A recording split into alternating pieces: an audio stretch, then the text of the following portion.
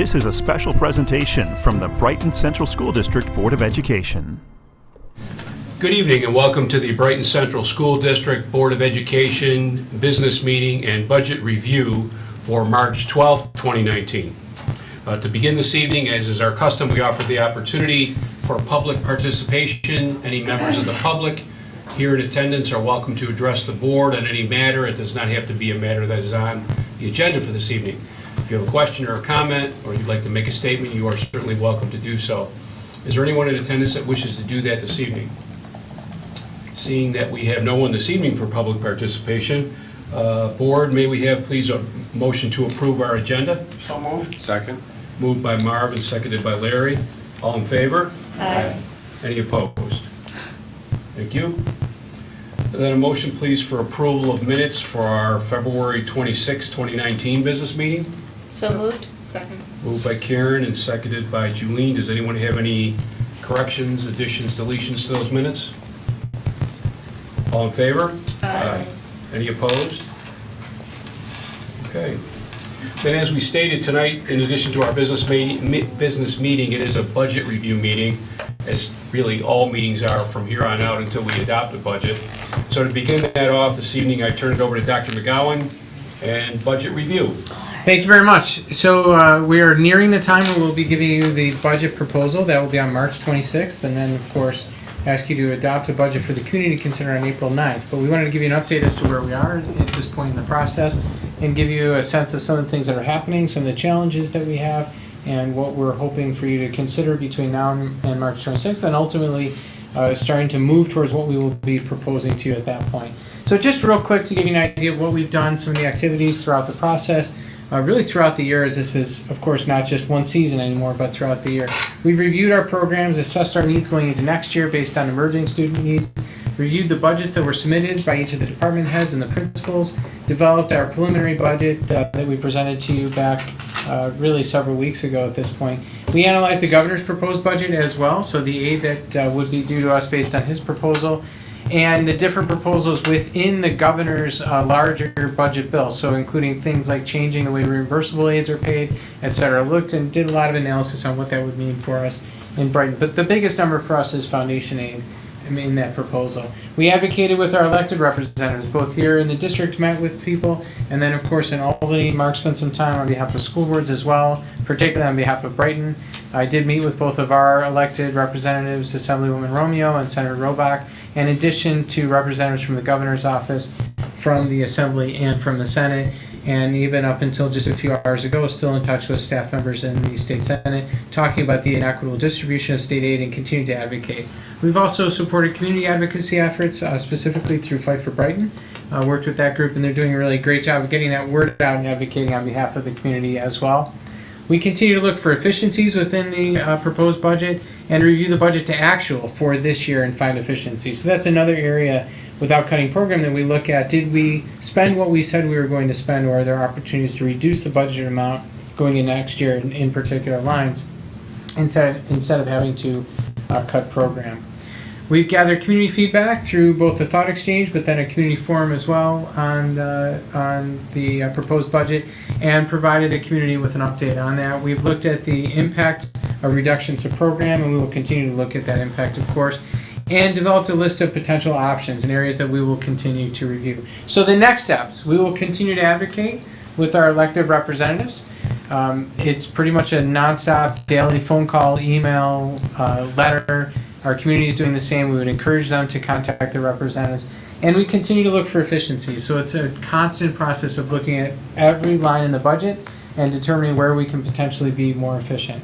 We've analyzed the started to analyze the one-house budget bill. So the Assembly proposal came out early this morning, but without runs for districts. So we don't know yet how that impacts us individually in terms of foundation aid. We are glad that the Assembly did a few different things, one of which was to reject the distribution of foundation aid the way the governor had laid it out. So perhaps that's hopeful for us. We are not overly anticipating, eager, or thinking optimistic, I guess would be the right way to say it, that the aid will change very much. But there is some hope in the legislative process that it will get at least slightly better. We will provide a community update and gather additional feedback. We have a community forum next week. scheduled as well. We'll analyze the final state budget and then adjust our proposal accordingly. So we expect when we give you the proposal on the 26th to still make adjustments after that, knowing that the state budget is highly unlikely to not be approved before April 1st. So when we first give you the proposal, we'll likely be making adjustments before the April 9th adoption. We'll continue to gather your feedback tonight or during other opportunities that you'd like to express that, and develop the final proposal for board adoption and then the community vote. So you again will be asked to vote on a proposal on April 9th and the community in May. So important to realize, kind of setting the stage, this is a very challenging situation all the way around. Budgets communicate priorities. Our budget is very much aligned with the blueprint plan and the priorities that you have laid out for us. Where you are putting resources, I think, says a lot about what you feel is best for supporting children. In other words, budgets are value statements. It's not just about a list of numbers and places where we would supposedly randomly spend money, but essentially where we put money in the budget is where we are valuing the work, the types of things that we are supporting. So when you are supporting additional coursework for all students, when you're supporting additional staff members for English as a new language speakers or special education programs, you are essentially stating value in those programs. And it's important to remember that this budget will be about choices, and those choices have consequences. And our community is going to have to really think about that as we lay out what the options are. Choices have consequences, budgets have consequences. We're looking everywhere for efficiency options. We will continue to do that.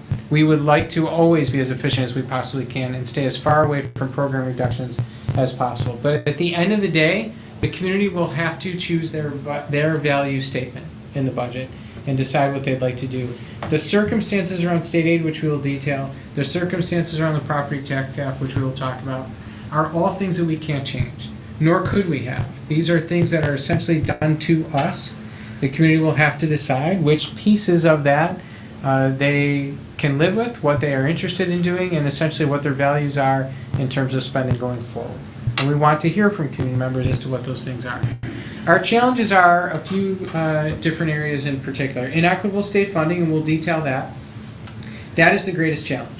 If our aid was even close to what it is supposed to be, or close to equitable with neighbors in similar sized districts, we'd be in a much, much different situation, and this tone of this presentation would be very different as well.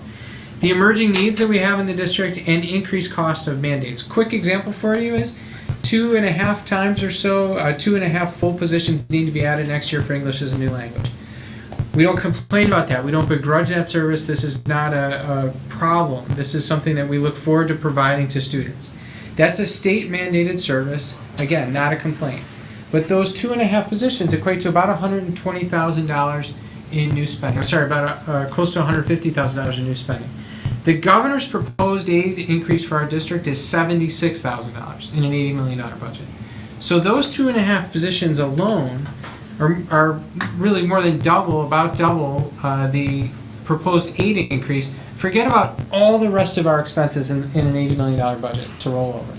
Capital, salaries, benefits, everything else we do, which is millions of dollars difference. We're talking about just that one item is a state mandate that can't even come close to being met by his proposed increase. And at the same time, capping the ability for local taxpayers to cover the rest of that expense. Those two things just don't match up. So if you can't gain the revenue, which we're not complaining about either, thinking keeping property taxes low is a good thing, and the revenue's not coming from the state, it's got to come then from somewhere else, and it's at the expense then of other programs, unless the community decides to go, again, beyond that cap. Debt service is also an issue. So thinking about, as we take on debt that community members voted on 2 years ago, when is the best time to start taking on that debt, to start to pay for that, relative to when revenue will come in from the state in terms of the aid that follows that spending, but also relative to the idea that all in 1 year is very difficult to manage, again, particularly with a cap. Planning for program expansion is awfully important. We've talked about full day K coming online and making sure that we're ready for that. So again, we don't see a spike. Similar to the debt service issue, it's not all in 1 year. So we have to consider that. When I say budgets have consequences, it's not just for the next year. It's for several years down the road.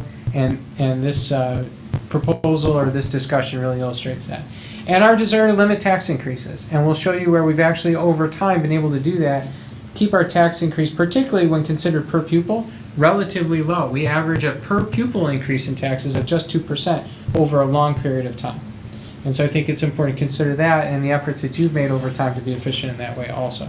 Let's talk about this aid issue, and I'd like to point out to you this big problem that we had in the prior adjustment that we received. So at one point, we were receiving just 44% of our state aid. Similar districts, so it says with districts that have a comparable CWR, which is the combined wealth ratio. And that's a measurement that the state uses based on income tax in a community and property wealth in a community to essentially say how wealthy you are. So with similar type districts, similar CWR, we were receiving just 44%, they were receiving 81%. And we managed to have that increased. A lot of work here in the district, done by people in the district, but also by Fight for Brighton, by community members who spoke up. Assembly Majority Leader Morelli, now Congressman Morelli, Senator Robach, made that happen. And so the state was able to bump that up a little bit over $1 million. And a lot of people said to us, I don't understand, I thought that was fixed. So if you look right here at this point, I probably should stand near the microphone because I can see the guys looking at me like, don't walk away from the microphone, we can't hear you. On camera, they can't hear. Everybody in this room can definitely hear me. The $1.1 million at this point was added to that base. The problem is this number, the orange bar at the top here, when you look at the orange and blue together, that's how much we should be receiving in total. That amount has only continued to grow, and that has grown because our number of special education students, ENL students, free and reduced lunch price students, and total number of students, our enrollment has continued to grow. So the amount the state owes us has continued to grow. Meanwhile, the amount they're paying has not continued to grow. So even though they have an agreed upon formula that takes into effect all those figures, all those growth factors, they're not honoring that, so our total amount of money coming to the district has not grown. So that $1 million sits in the base, but we haven't grown from that point either. Not only that, the exact language that was used to increase this amount of money, like the recipe for this to happen in the algorithm, in the state computation, was eliminated in the governor's proposal. So it's called line 7, and literally on the document this year it says no line 7, not used. So that's been eliminated. The dollars are still in the base, but that safeguard for the money to still come based on a minimum has been eliminated from the conversation. So again, the amount due to BCSD this year increased $1.47 million in total. The amount funded right here, we said $76,000, $70,000. So that's a significant problem. Just to give you a sense, these are 20 districts across the state that look like us. They are similar to us, and when we use statewide comparative software, these are the districts that software pulls out as looking like us. We are all the way down here, 49.3% of the aid that is due to us. This looks at it just a little bit differently, the same numbers, but in a spreadsheet format. What I'd like to point out to you is this column right here. It's really important to look at this. That's that combined wealth ratio. So that tells you, do they have a similar wealth to our district? If you are a number 1, Mahopac right here, number 1, that means that in this district compared to all other districts in the state, they are an average need district, Mahopac is. If you are over 1, for example, Pittsford is over 1.3, they're 1.35, I believe. So they are a low need district, higher wealth district. We are at 0.953 right here. So these are districts, though, that were similar to us, that come out similar in terms of size, similar in terms of other characteristics across the state that we could compare to. What's really frustrating when you look at this number, take Bethlehem, for example. Really similar to us, close CWR to us. The state aid due is close, about $800,000 more, but receiving $12.7 million, and we're only receiving $8 million. Receiving 74.9% of what's due, we're only receiving 49.3%. Orchard Park would be another similar comparison back in the Buffalo area. $17.2 million due, receiving 15.9, 92%. And they're over 1.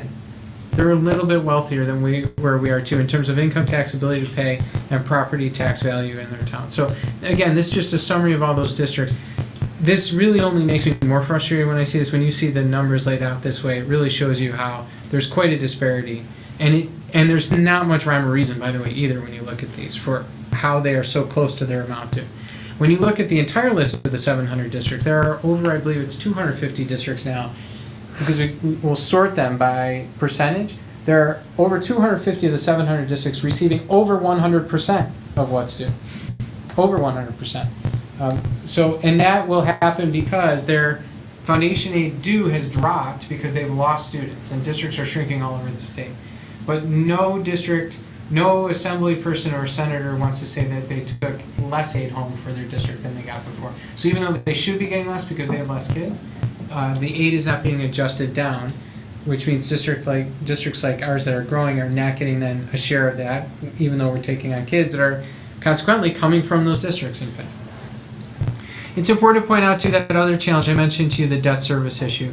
And this graph just shows you simply that the current debt here in blue, right towards the bottom, has, in a sense, a different impact, a below-the-line impact, because there's revenue that follows that. But we will begin to take on the local share right here of the Brighton Facility Improvement Project. And at this point, 2020, at the very latest, we would see our debt service jump up in the budget at this point, which is why we need to start to build towards that to bridge this gap right here. Looked at a little bit differently, in the 1920 budget, what we were proposing right here, blue is the debt service, orange is the building aid that will follow that, so the revenue from the state that would follow that, and gray is the net levy then, what we would need to tax in the community. If we were to take this net levy from this year that we're looking to build into the budget now, and simply wait until 2021, the following year, you're adding this gray bar, put as simply as the former second grade teacher can put it, on top of this gray bar, and you're jumping all the way from here up to nearly $2 million at that point in debt service. And that would be a significant jump for us. So what we'd like to do is be essentially paying almost half of that at this point to build into that going into the following year and save the taxpayers a significant spike. This idea of the trend in tax increases that I mentioned to you before, the idea that we are averaging a per pupil tax increase of just 2% over this 11-year period.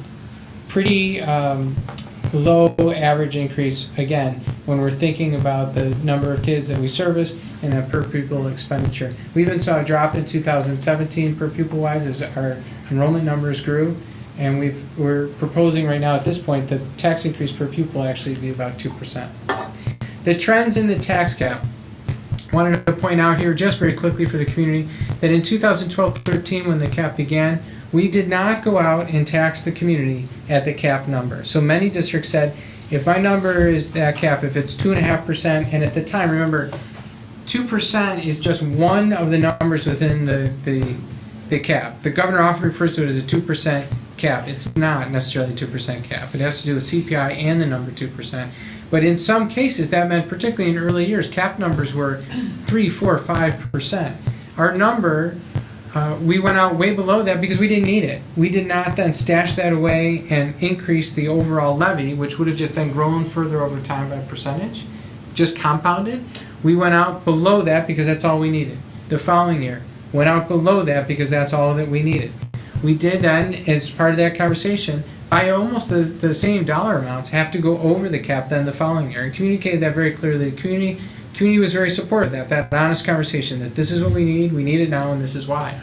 We were able to then go at the cap number, because we needed to be, and make efficiencies and trim along the way throughout several years, 15, 16, 16, 17, 17, 18, 18, 19. We're now back at that point, though, where we're saying to the community, we can't continue to maintain program and stay under the cap. It is a significant problem because state aid, that revenue has not kept up at all with expenses. And again, I'll go back to that quick example of the 2.5 positions for ENL relative to just $76,000 increase overall total amount in our aid. Out of the $8 million, just a $76,000 proposed increase. So where does the money go? In the preliminary budget, it's broken down in this way, about $36 million, in this year's preliminary budget, $38 million in salaries, benefits of $22 million, BOCES of $7.5 million, supplies and services, $11.1 million. Down here in the green, though, it's important to point out, again, the debt service, we'd be adding $1.3 million, and that's 1.75% of the right now preliminary budget, 7.5% total in tax increase that we would need to put together. If you take a look at the preliminary budget and the impact on the tax levy, in the preliminary budget, again, when you add these together, we're looking at 7.5%. On a $220,000 home, that would be $399 per year. So really important to point out, we are not proposing a 7.5% tax increase.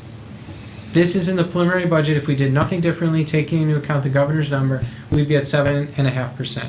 I'll show you these options, what the options are. We are not right now, I just want to make sure so that tomorrow morning we don't hear about how we are proposing 7.5%. We are not. Preliminary budget, though, would require that if we did nothing differently. The current year revenue projections, again, we talked about expenses, up 3.8% in operations and 1.8% in capital. And on the right side of that scale, we have the increased cost of mandates, contractual increases, debt service for 2017 that was approved in 2017, the facility improvement project, and the desire to continue to plan for future debt and for the full day K program. So those are some of the pressures on the right-hand side. Balanced or not so much balanced by the revenues, only support a 2.2% increase in spending because the tax levy limit only adds $1.2 million, foundation aid just $70,000, and all other revenue a very small amount of money overall in this picture. This chart simply shows you with every 1% increase to the tax levy what revenue would be generated and how much of a deficit we would face, where we would be tax cap compliant. Right in between the 1.9 and the 2.5, again, our tax cap number is 2.3% at this point, but that would leave us with a gap of about $2.5 million. And then where we'd be tax compliant just based on operations versus the capital impact that would need the override as well. So what are some of the short-term strategies that we're looking at? We're looking at reducing the capital allocations earmarked for future debt. So what we're talking about, this $800,000 that we would like to put towards that debt service, you go back to that bar chart in the middle, the blue, the orange, and the gray, $800,000 to start to build towards that number. We're going to have to look at whether or not we can continue to support that. Deferring the planning for full-day kindergarten is another option that we're looking at. The cost implication of that, though, is that in future budgets, we will have to make up for a budget for all of those positions when it's time to have full-day kindergarten in fall of 2021. So the budget going into that year would have to be adjusted appropriately. We would have to look at implementing a hiring freeze. So no new positions, no vacancies filled. Any of the new positions required by mandate would have to be offset by positions that are not mandated. So it's the easiest example, the only reason why I keep bringing it up. Those 2.5 positions for ENL, those are mandated. We'd have to find 2.5 positions elsewhere then to reduce from non-mandated programs, which we'll talk about in a moment. We'd have to operate under contingent budget standards, of course, as well, saving $350,000. There's always a cost to that later on. The equipment replacement that we do is a regular process of replacement in order to make sure that that expense does not compound over time. We replace things when they need to be replaced.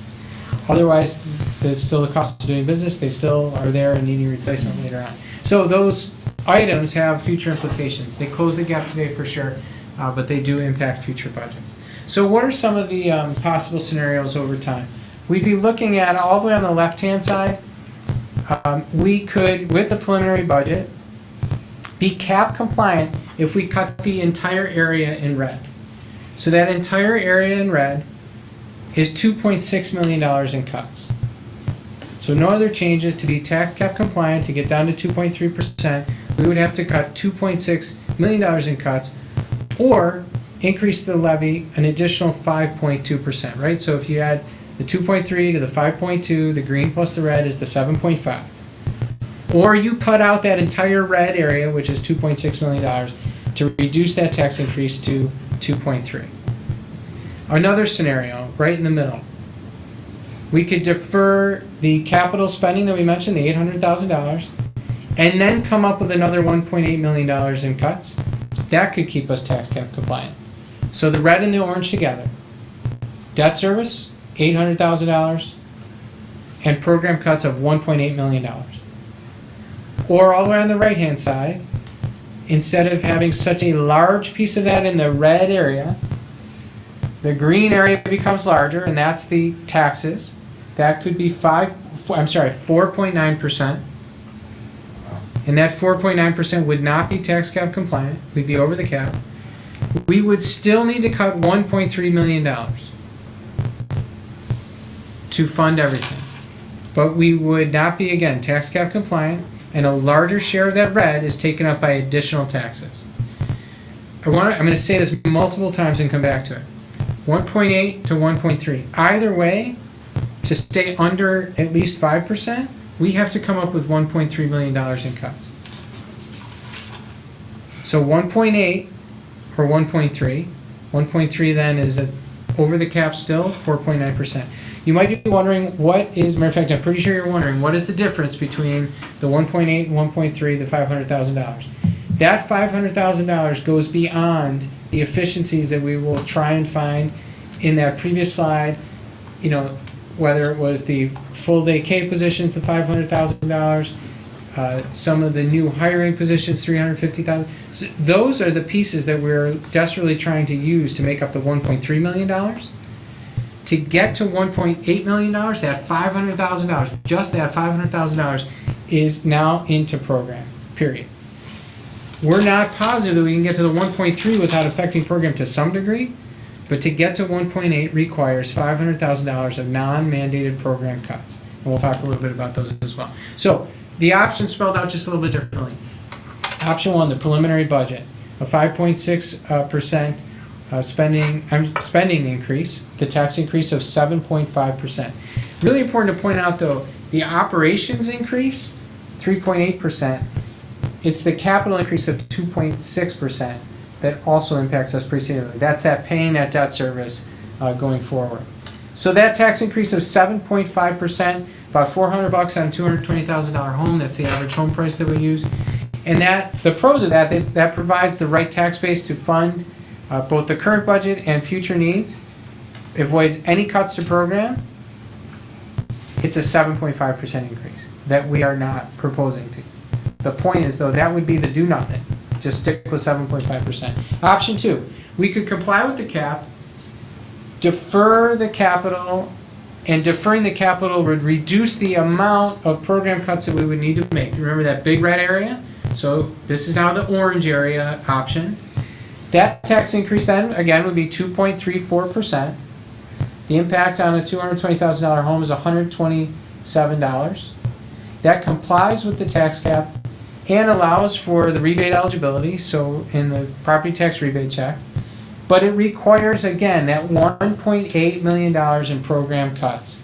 And it pushes our debt to a future obligation. And we will have to go into next year a significant debt service management situation and make up for all that at that point. Or option 3, we could fully fund capital and limit the operating levy to tax cap parameters. So in other words, what we're talking about still is a tax increase of 4.95%. So we would be utilizing that chunk, that orange, the debt part, recognizing that if we were just talking about operations, not having the debt, we'd be tax cap compliant under this scenario. A 4.95% increase, $269 on a home valued at $220,000. We would be able to support the debt service, allow growth in the tax cap formula for future program expansion. So we would still have to look at those positions, but at least the levy itself would grow enough that it could support those going forward to a certain degree. But it would require $1.3 million in program and service reductions. Again, plus the tax impact. We'd like to have no tax increase, plus the tax impact, and the property tax rebate our community would not be eligible for. Again, making this point though, $500,000 less in program cuts, the ones we detailed in option 2, this 1.8, $500,000 less is our opportunity to better maintain our program. So when we come back on the 26th, we'll show you what those options are though with detail and choices to be made around that. But essentially what we're trying to say to you is we need to find $1.3 million. Either way, if you say to us you need to go the whole 1.8 and defer capital because we have to stay under the cap, we have that big obstacle of capital later on to figure out, and the $500,000, that additional $500,000, the 1.8 to the 1.3, that's all program. That's non-mandated program, and it's the things that make our experience what it is here in the district. Lou, I don't know if you could come up for 1 second. Lou is going to walk you through quickly the impact, because one thing we want you to understand is the going over the cap, not going over the cap, and what the impact is over the next several years. And there's contractually an issue with too many numbers on the screen. I am not allowed by you to actually explain them. So Lou will explain. So this is the TechStep Calculation, and this starts with a tool we use in Forecast 5. The upper components are just the calculations, and our calculations are pretty straightforward. It starts with the prior year base, and then there's the tax base growth factor, which is very minimal for us, and then it includes the changes in pilots. And we have a lot of pilots coming off schedule that has an impact. But the most important part on this part is this bottom section right here and this capital levy, this line right here.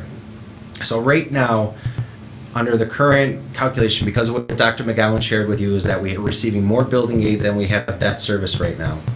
We have no capital exclusion. That building aid is not applied to a specific project. It looks at it in totality. So there's no exclusion for 1920, but we will have debt service coming on. So looking at that, next year then, when more of the debt comes on and we start issuing bonds, that raises our property tax cap limit next year to 4.32%. So we'll, staying at the cap next year, we'll be able to build on that capital, and then it's built into the base, and then our tax cap number goes back into the numbers we're used to. So it goes from 4.32% down to 2.4 and stays about 2.4 to 2.5%. So that's current state right now and what we could expect over the next couple of years. This is an illustration if we went out under option 3. So if we look at this here, this is an illustration and just a model that I use. So if we went out at 4.95% this year, we'd be over the tax cap, very clearly over the tax cap, but that increases our base next year. So when our tax cap number goes into 2021, that number is still 4.2%. We have a little bit more room then, and then we can use some of that money. An option is to use some of that money then to provide some relief on program and implementation of full day K. We have some room within the tax cap number next year that doesn't necessarily need to be used for capital. If we can fund it this year, we can push that out and spread out some of the funding for the implementation of the new program. With that, we would then stay under the cap next year. If that was the case, we just use the amount for capital, and then we would have carry over some of that room into 21, 22 when we go live for full day kindergarten, and we'd still have some room within the cap. It stabilizes the impacted property taxes and then stabilizes after that. But our base and how much money we would actually be able to receive in lieu of the state aid that we're receiving shifts to the property tax burden, obviously. But it would give us a little bit more breathing room for program in the future years if we're able to fund capital in the 1920 budget. So you can see at the end of 2024, our tax number would be $61.4 million. And under the current scenario, we're at 59.9. So not a ton money, that it just spreads it out differently over the next several years and provides a little bit more flexibility.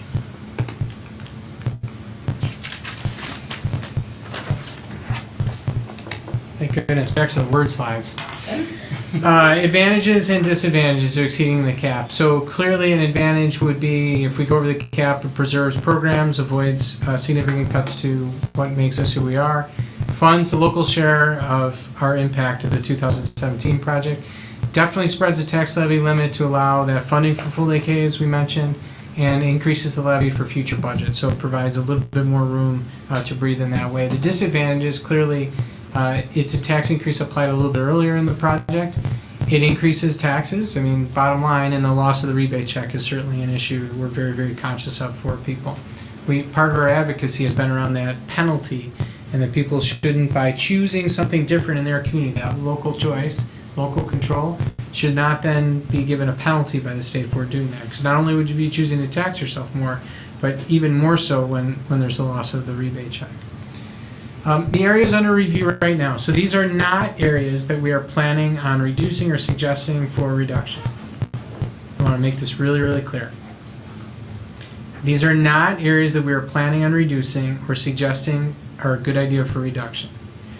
Often when we present lists like this, things that we're looking at, people internally and externally feel as though we're saying, well, those things might not be valued by board members, by the community, by administrators, by their colleagues, whatever it may be. That could be further from the truth. In fact, We're saying to you these are non-mandates that we have to review because they're non-mandated, but they're awfully important, or they wouldn't be a part of the budget right now. Remember when I said value statements? Our budget right now includes these because we value them. Literacy and math coaching support is a real issue for us. Embedded staff development, the kind of professional development that really assists teachers throughout the district. Extended studies program, the enrichment program, differentiated certainly, and different opportunities for kids throughout the district. AIS beyond mandated levels, that is what has helped close the gap for many of our kids. We're now achieving similar success levels for kids in a variety of groups, from underrepresented groups as well. Reducing library support across the district. We recognize the value of our library program and don't want to reduce that at all. But some of the support within the program could be lost. It's not mandated. The district-sponsored after-school activities, supervision, stipends, things like roller skating at French Road, for example. So this is at the primary elementary level. That's the easiest example of that type of chaperoning opportunity, and kids having that opportunity to interact after school, which are great events. At the middle level, literacy, math, science coaching support, similar idea, that embedded staff development, really important part of our program, helps our teachers do their very best and engages them professionally in a different way.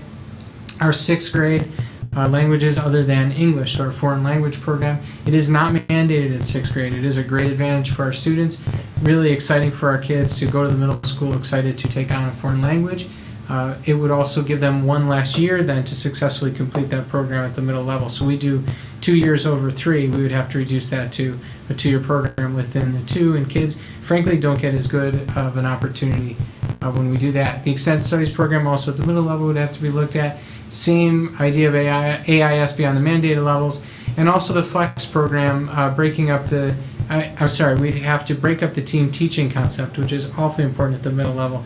The opportunity for teachers to meet regularly on a team to talk about their team of kids, we would lose that opportunity should we have to make changes in the arrangement at the middle school, the teaching arrangement. And at the high school, literacy, math, science, coaching sports, again, that embedded staff development, really important part of our professional growth and opportunities to become experts in our field. Increasing our class size in electives and probably reducing the number of elective courses offered would have to be part of what we do. We right now have a great opportunity to support kids in all of their different interests.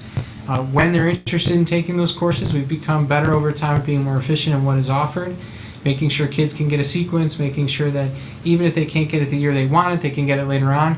We'd have to significantly reduce the number of opportunities for kids. And I'm not sure about all of you as parents, but I see it certainly as a parent.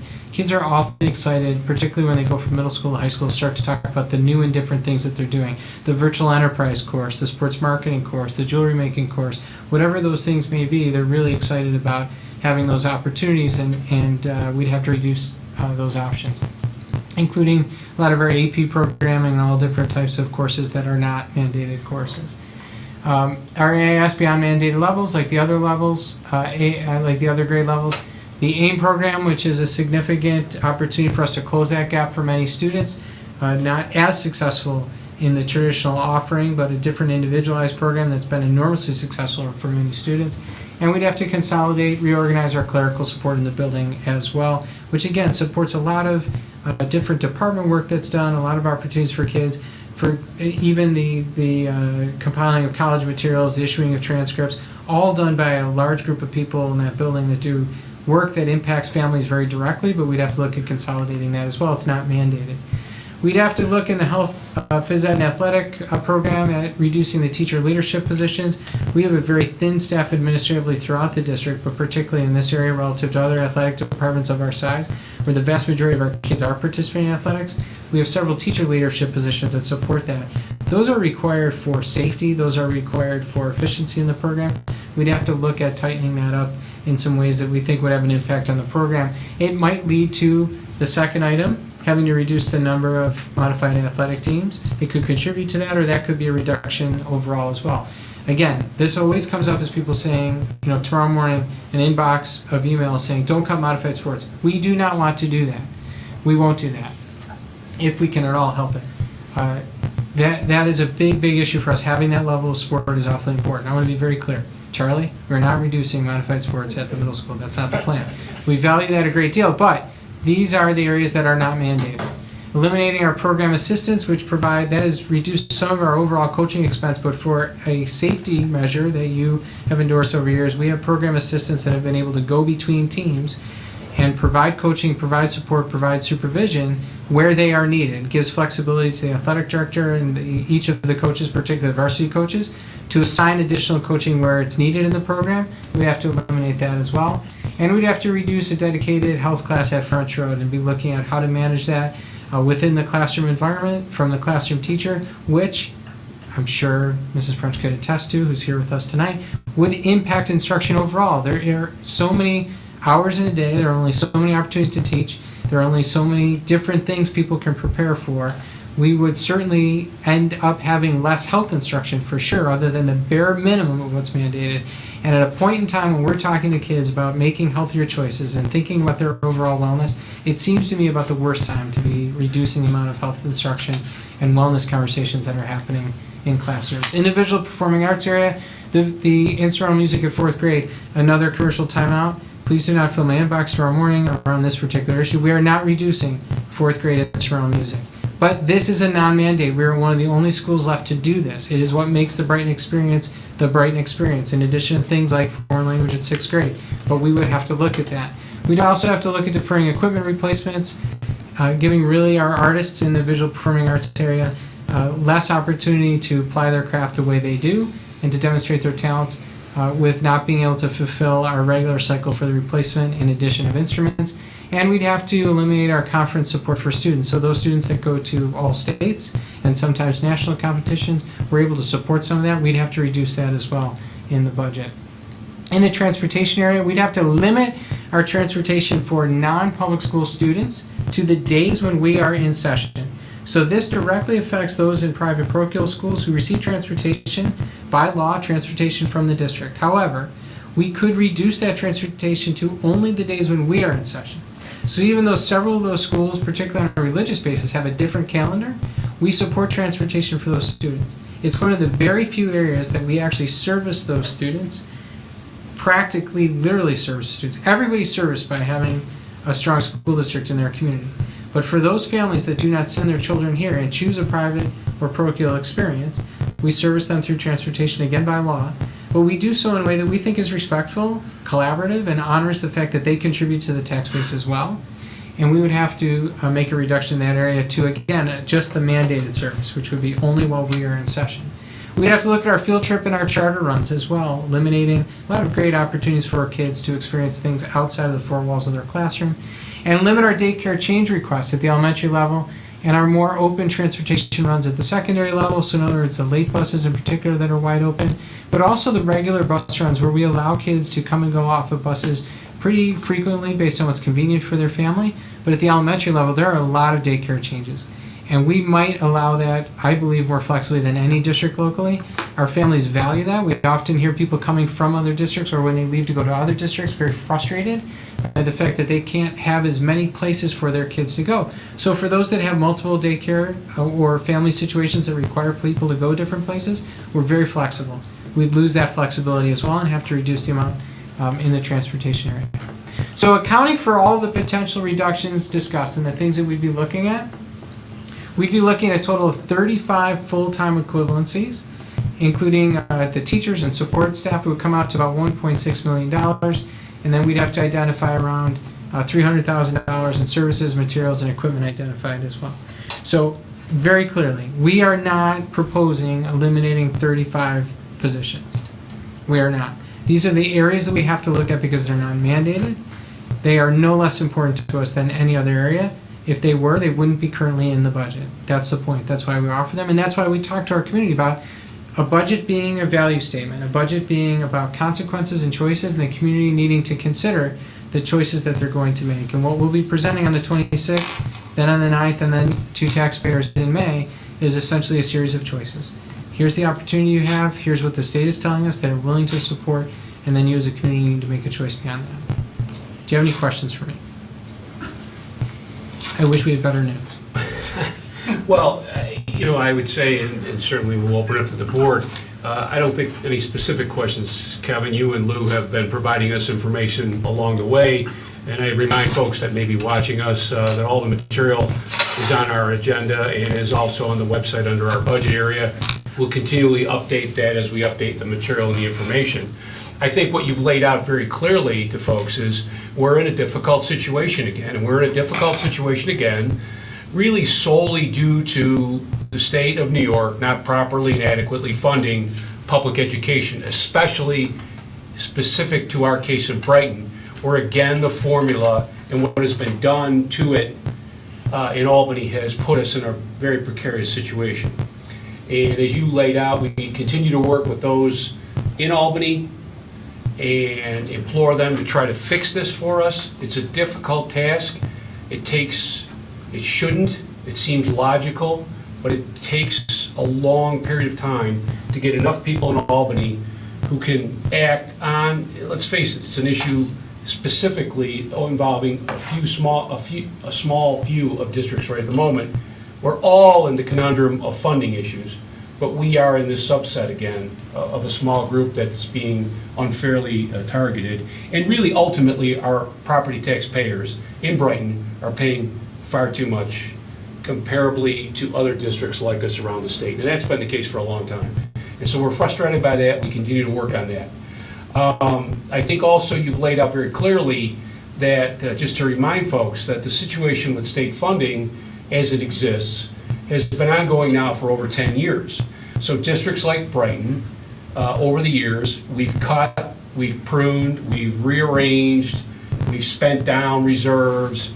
So now we are all at a point where reductions or adjustments that have to be made ultimately that we may have to decide on, it's inordinately difficult to find anything that doesn't affect some students and some families and certainly staff. So it's a difficult situation. So we will continue to work, as you laid out. The Assembly issued their one-house budget today. We expect the Senate one-house budget shortly, and continual budget negotiations. So we're working on a couple of fronts in Albany on funding and then also a fix. And a number of our residents continue to write and make their voices heard, and we appreciate that effort. And so we'll do that on the revenue side, but we'll continue to work as a team, as we always have done, on the spending plan itself and figure out going forward what makes the most sense for everyone. I will point out to anybody who really wants to delve into this and take a look at it closer, the one thing I am very apprehensive about individually is kicking the debt service down the road, because doing that to any degree beyond minimal really exacerbates the problem over the next couple of years. And so we'll have to face a larger problem in many ways. Anyway, it's not going anywhere. It's still, that's something we've committed to. The facilities project is well underway, and that service is going to begin. And if we don't begin prudently like we planned, at least as much as we can, we're just looking for further difficulties ahead.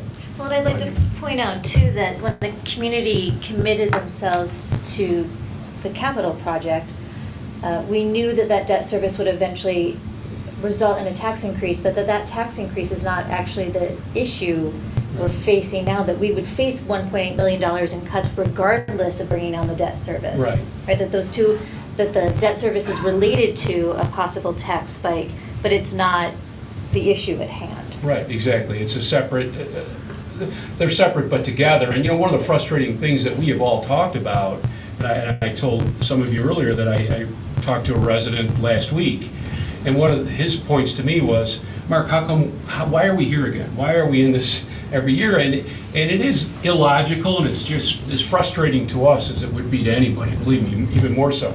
But one of the really difficult things that we all deal with is, until the governor's budget is issued in New York, which is in January, we really, until the aid runs are run, we really don't know the number. You can't predict this year over year. So once we know that number, and then we had an election that changed the power structure in Albany. That makes a difference in terms of two things: additional money put back in the budget, which is being negotiated now, and our ability to influence a change to fix this problem for us. So we're dealing with that.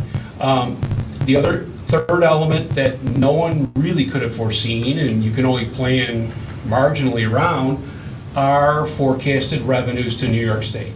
So given the numbers that they're using in Albany right now as forecast revenue, that precludes the ability to add a appreciable amount, if you will, back into the budget specifically for education. So we face this issue every year because it is made new every year by the way New York State handles the funding and the way the governor chooses to prepare a budget. So it's frustrating, it's aggravating, and it's the same speech I think I did. I'm just kidding. But we will forge forward on it. Did anybody have any other comments at this point in time? Lots more to come.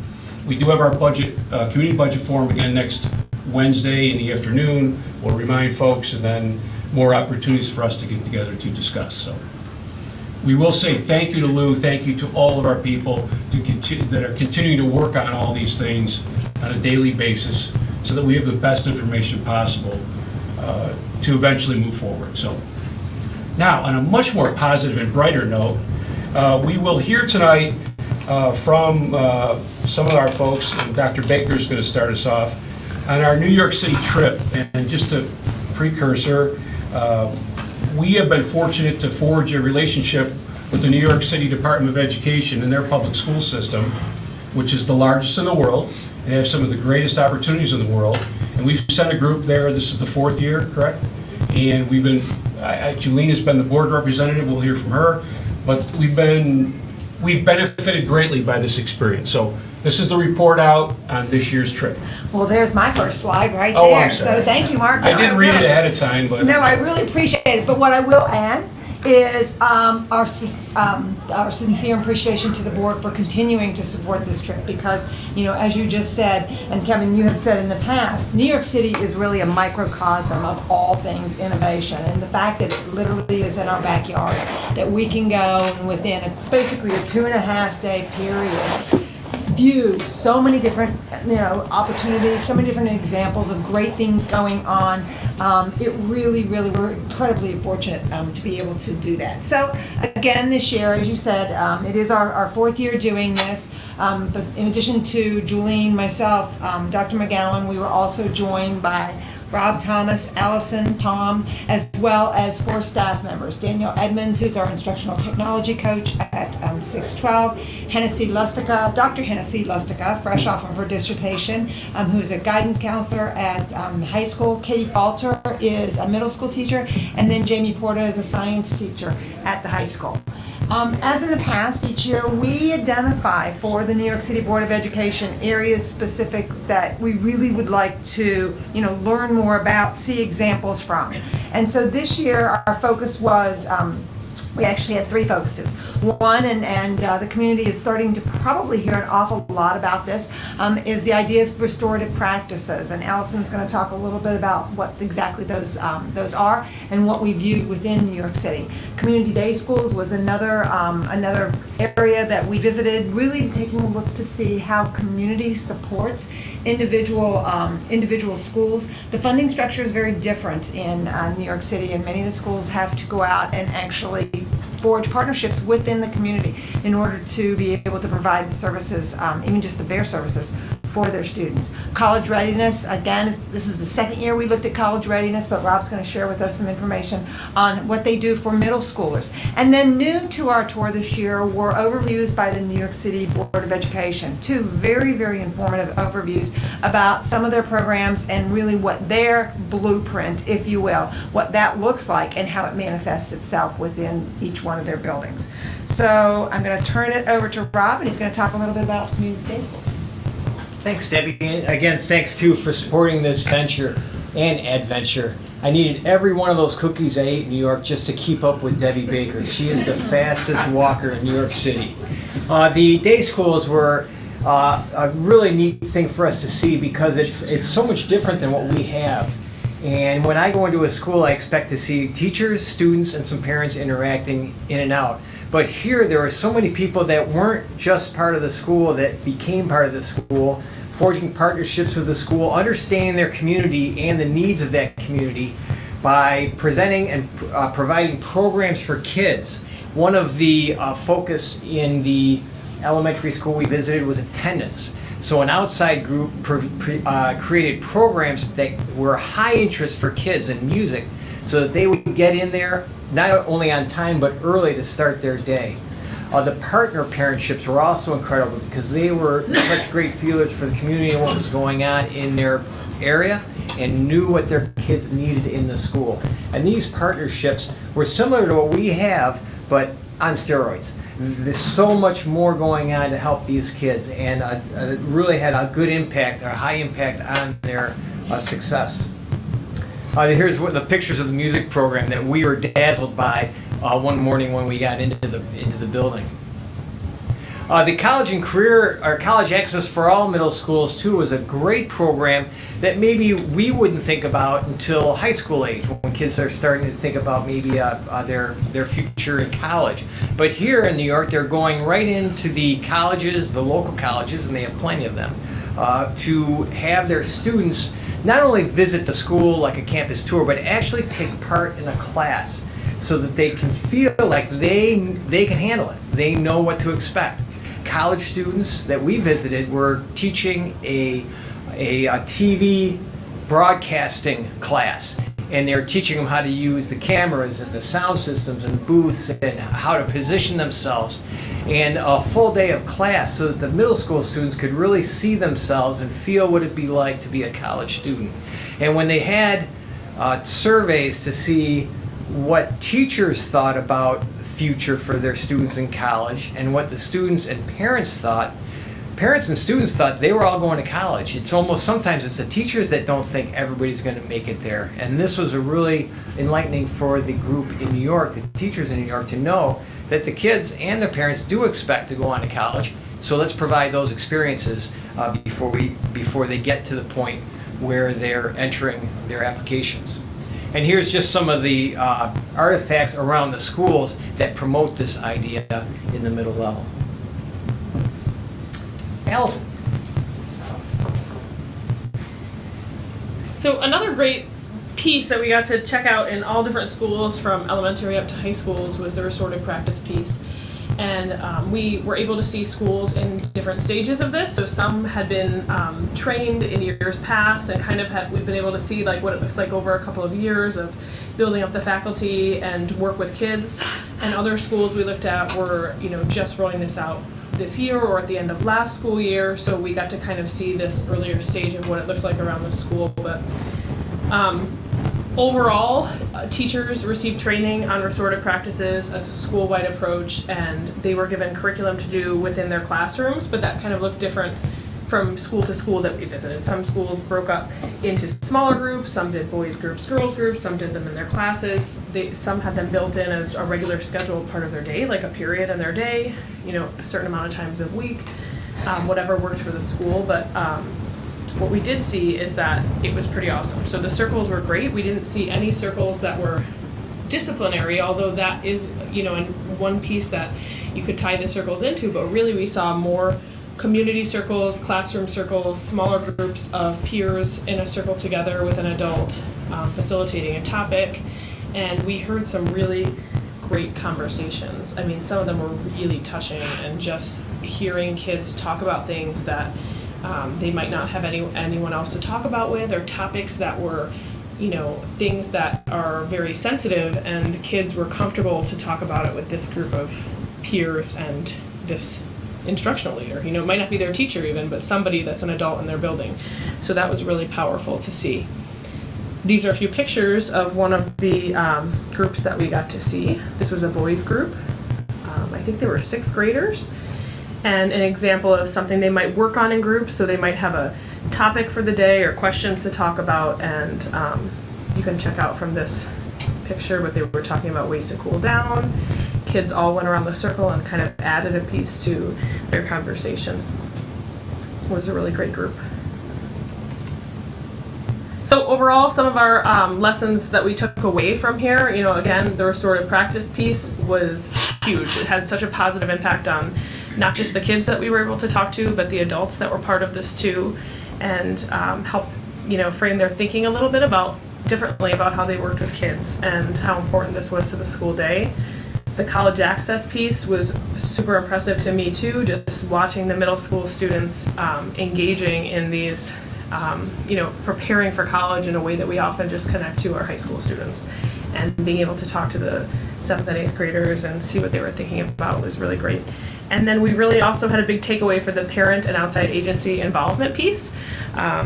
Lots of connections in the school beyond just the faculty that work in the school, but parent liaisons and different people who supported this work in the schools. It was really powerful. So that's our trip in a nutshell. Thanks. Wonderful, thank you very much. Julene, do you have anything that you, I know you have. We don't have enough time. Usually from Julene, we get texts and phone calls while you're there on stories about how great this is, and each school visit better than the last. I know, and there's always a group of students or a program that really touches each one of us in a special way, and I think that the one that's still most vivid in my mind is we visited a transfer school, and this is not the first time I've been in a transfer school, but a transfer school is the last stop for kids who have been unsuccessful in 1, 2, or 3 other schools. This school has about 200 students and a 50% turnover every year in their student body. So if you think about, at no point do you have students for more than 2 years, and every year half of the students are new students. To build community is really a challenge from day one. And we spent time with one group. They talked a lot about their circles and what it has meant to them in the restorative practices. One of the students identified herself as having missed a year of schooling because she had been incarcerated. So we're talking about a really, really challenged population. And on the day that we were there, after we were leaving, it was college application day. And in every high school that we visited, they told us that on this particular day, all the students in New York City public schools mail applications for college or some sort of post-high school program. And it's a huge event. If they live close enough to the post office, the school marches to the post office. The rest of the school cheers them on. They come back and there's a celebration. So it's really to see kids who have really struggled and really been challenged, looking to a future in such a positive way, I think for me was one of the most touching things, and the fact that in New York City they're finding ways to do it, and they're not giving up on these kids, and they're creating programs to meet the needs of each individual kid. And I think that was our last visit as well, and it was really a pretty powerful experience. I wish everybody could do it because it really gives you just a lot of hope. And sometimes when we read about other communities and we hear about so many kids who get lost in the system and we get so discouraged, and this was just so very, very hopeful. So I'm so appreciative that I've been able to be part of this trip for 3 years now. So thank you. That's fantastic. Thank you, and thank you for taking the time to go. And what about you, Dr. Brown? You were the one that really forged these partnerships with these folks that allowed this to happen. Do you have anything to add? Yeah, we're really thank you for that. But it's a really awesome team effort. Julie participating has been great on your behalf, and Debbie has coordinated quite a bit with them as well. And we each then break up into 2 teams for the visits. And before we go any further, probably a long time ago should have acknowledged Kim for making all the arrangements for us to get there too, and all the work she does to get us there. We should have an agenda item probably. We should. To acknowledge Kim for all the things. It's an enormous amount of logistical, just the figuring out of everything and logistical planning, and it, is it's far more convenient, more effective, and far less expensive than going to a conference. And it's this powerful opportunity to get 10 people from all different parts of the organization together and inspire, empower, and do some different things, and look at all different random ways that looking at different ideas can simply inspire innovation and thinking a little bit differently. And working with a very different system that is this petri dish for innovation and thinking, particularly around equity issues, differently because of need and necessity and funding. I mean, there's a tremendous amount of grant opportunity, and particularly in Manhattan, but in New York City public schools. So if it's innovative and happening, it probably is being tried out somewhere in the New York City public schools. And in a short amount of time, with hundreds and hundreds and hundreds of schools, you can get places quickly to see multiple programs through the course of a day. again, in a very different environment. And the connection to the Chancellor's office and their staff has been really, really helpful. They are thrilled to have us there. There's also an issue in our state of New York and then everybody else, right? So 39% of the kids in this state are educated in New York City public schools, and there is not a great connection, and there's a desire for there to be a connection. So for us to have that opportunity, they are thrilled to host a suburban district. Several of us were able to spend the day before in a all-day diversity equity workshop and heard from the Chancellor actually and heard about a lot of the great things happening in New York City public schools. And we've never said to people that go on the trip, well, you need to come back and then start this program. That's not the expectation. The expectation is just to inspire, to think, and to think about maybe later innovation. At some point, an idea might come to you that, hey, I saw that at that time. But this trip, different than some of the other ones, we walked away with kits and materials on restorative practices. And by seeing it actually happen and the power of some of those conversations really inspired the group around thinking about this, I think, in a faster way than maybe we would have otherwise. So, Well, it's fun for me to sit back in the van on the way to the airport and listen to the teachers and the administrators that are part of the trip going, oh, we could do this, oh, we could do that, and it just kind of takes on a life of its own, and I think that by the time they get back there, they already have a clear plan of something that they've seen that they want to implement. it's inspiring. The visits we saw at the middle level, the college visits, Rob was working with Betsy Balling. Betsy, who's a former high school counselor, was planning opportunities for middle school kids, groups of middle school kids, to go do college visits in middle school. Right, so the idea they have around equity issues is particular with certain groups of kids. The idea that you would go on a college visit in middle school and start to think about that pays a huge dividend forward in somebody going into their high school experience already thinking about their next experience. Lays out the pathway in front. And for some kids, it's the first time somebody told them, oh no, you can do that. And if you want to do that, that's absolutely available to you. Let's talk about what that looks like. And to sit in on college classes that are designed for middle level kids, so they really get a handle on what it would be like to be at that experience. It was really, really powerful ideas that we walk away with. So it's been a great opportunity. Really appreciate the support of it.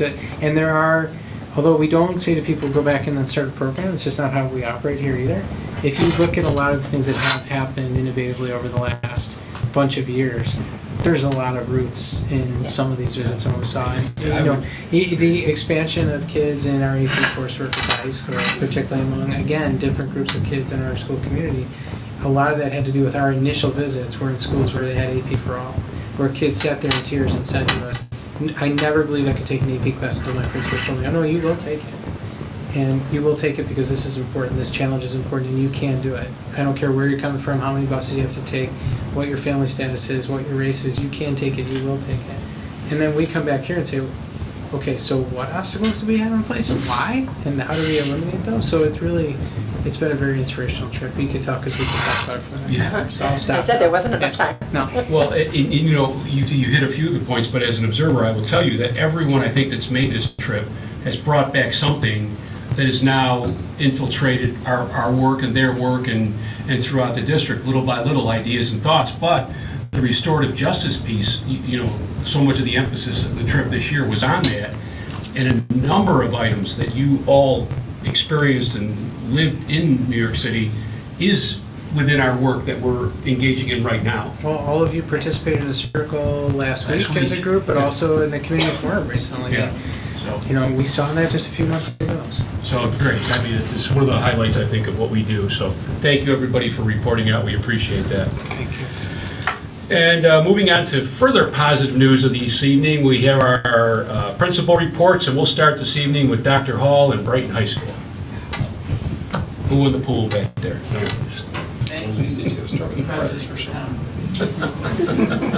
Apparently Dr. Hall. Dr. Hall had Dr. Hall #1 tonight, so. Appreciate it. Welcome. Let's see. So it is kind of those winter March blues. Let's see. So we like to have some fun at the high school and get on the computer and make Bitmojis of ourselves. But you gotta laugh or you'll cry at this time of year, right? So there we are.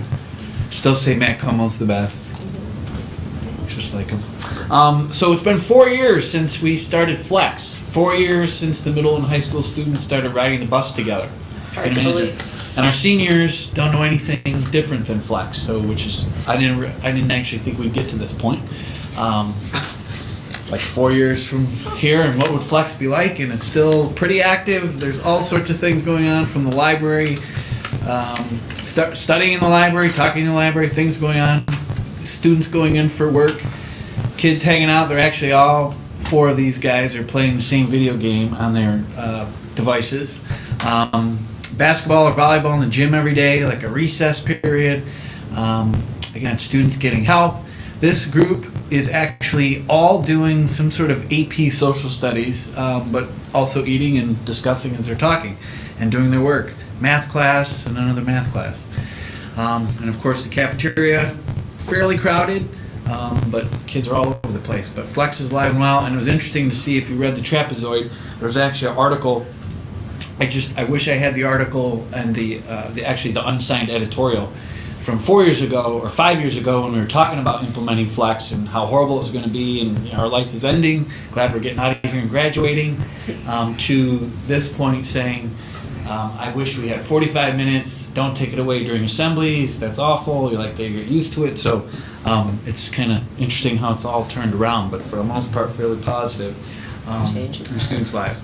Had the K-12 art show, or first grade through 12th grade art show. Incredible work. If you were over at the high school, this is mostly the high school exhibits, but all mixed in. And this one particular coat that was made from all sorts of stuffed animals that put together, and you can actually wear it. Quite amazing. And then our art teachers collaborate with some of our student artists, and some of the best come together and go out to RIT, and there's an annual show. And here's one of our students created a 3D project into this, which is quite amazing, and photography to self portraits. So quite amazing stuff with our art show. We also had Maria Katsetos from the middle school 6th grade partner with Heather Bonadonna in our 11th grade. Maria started a project called Unsung Heroes and did a research paper and arguing a point, and our 11th grade students actually read their work prior and then came and sat with them and gave feedback to them in their writing, which was pretty amazing. Always enjoyed doing it. Abby Matusik and Andrew Guo won our Poetry Out Loud competition, and they both went to competition, and Abby's actually moving on to the States competition, which will be coming up in another week. So congrats to Abby. Our annual MLK Assembly Day, going back looking at January, Jimmy Highsmith, Adrian Hale, Robin Wilt, Moses Robinson, and Judge Reed all gave some incredible speeches that day for our student body, our entire student body, led by our Black Student Union. Link Crew and Cocoa and Cram still very popular. About 120 freshmen coming out for review in the cafeteria, teachers, other upper class students from Link Crew. Cookies, of course, then cookies disappear. And then we move on to midterms. And a couple shots of our lower gym and the gym, 2 big areas where we're doing exams in the wintertime. Looking forward to the AC being added in the gym eventually with the renovations. Certainly don't need that in the winter. World Hijab Day, which I know the middle school celebrated as well. This is what our students, our MSA, Muslim Student Association, gave out to students as they walked in the building. Peace buttons, and then just a description of what World Hijab Day is, what is a hijab. And then at the end of the day, students who are interested came into the international room, and there was a presentation by our MSA leaders on the day. And then we had students who were Muslim fitting other students with hijabs. There's some colors that they chose, and then certainly students at the end of the day. So quite a day, very well received by our students. Say Yes to the Dress, another huge success. Hundreds of dresses and hundreds of jackets and ties and sports coats went out to students on this day. I don't know, Julian, if you know how many dresses exactly. Over 100. I don't know exactly. So quite a day, and the incredible thing about this is that all of the dresses, if they need to be altered, are done right there. If you haven't seen it, altered right there by the seamstresses that come in, donating all their time, and the kids walk away with dress in hand and clothes for either this year's prom or just going to a wedding or a formal event. Hundreds of dollars, I'm sure, saved. Brighton Believes Day last Wednesday. We had our Brighton Believes Day, and this was just one picture of the students preparing for the day, filling boxes for homerooms with all the needed supplies. We had a couple new activities, which I'll show you in a second. We'll see if the video works. Let's see.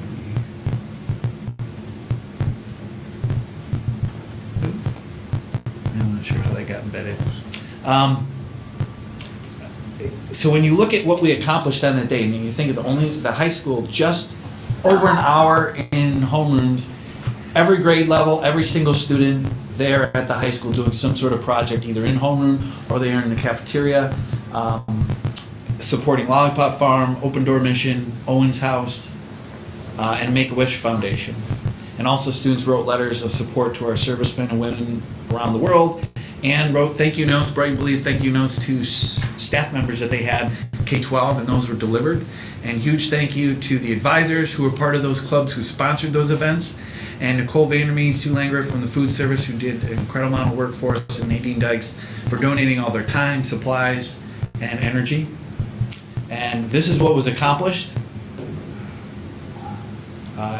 This year they chose to do fleece blankets for Owen's House, created 30 different fleece blankets, which we donated there and the Open Door Mission.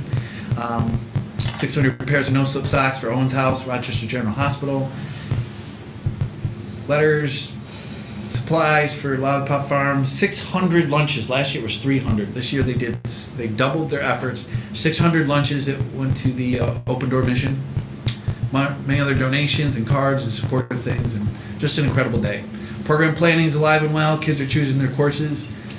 Go online if you haven't already. All of our students have now gotten their selections in, and we're actually going to be sitting down next week to start talking about staffing discussions and what courses we're offering and maybe not. Second quarter wrap up. I'll just share with you quickly some highlights. If you take a look, going back, this is 9 years. We had the second lowest percentage of failures in 9 years at the high school. So overall, this is all grades 9 through 12, students failing one or more quarters. We had 13.5% back in 16-17, and we're at 13.7 this year. And probably the most exciting thing is you can kind of see a big trend going back to 10-11. 20.3% and 21% of our 9th and 10th graders were failing one or more courses.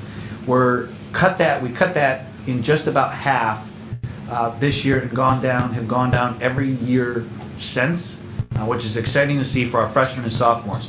And if they can stay on track, chances are junior and senior year, they're going to be able to pull it through. It's always been our freshmen and sophomores. If they don't get to the point where they've accumulated credits and felt success, it's going to be much more difficult to see them cross the stage.